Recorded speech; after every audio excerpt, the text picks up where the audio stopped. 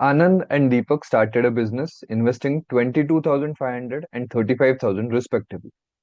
Out of a total profit of 13,800, Deepak's share is.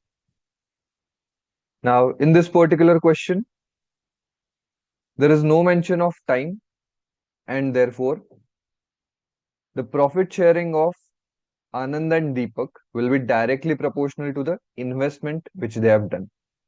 Because profit distribution is always based on the product of investment and time.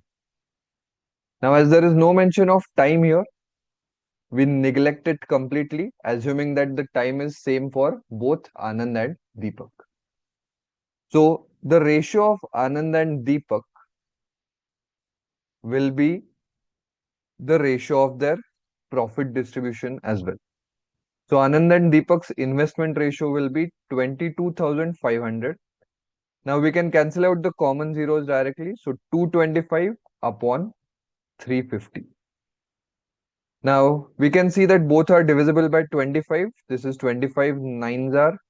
This is 25 into 14. So, the ratio of their investments is 9 is to 14, which will be the ratio of their profits as well. Now, we want the profit share of Deepak. So, Deepak is in the denominator. So, we have 14. So, Deepak's profit share will be 14 upon 9 plus 14, that is 23, into the total profit, that is 13,800. Now, 138 is in the table of 23. This is 23 6 are. So, this becomes 600. So, therefore, Deepak's profit share becomes 14 6 are 84 and then two zeros. That is 8,400. So, answer is option C.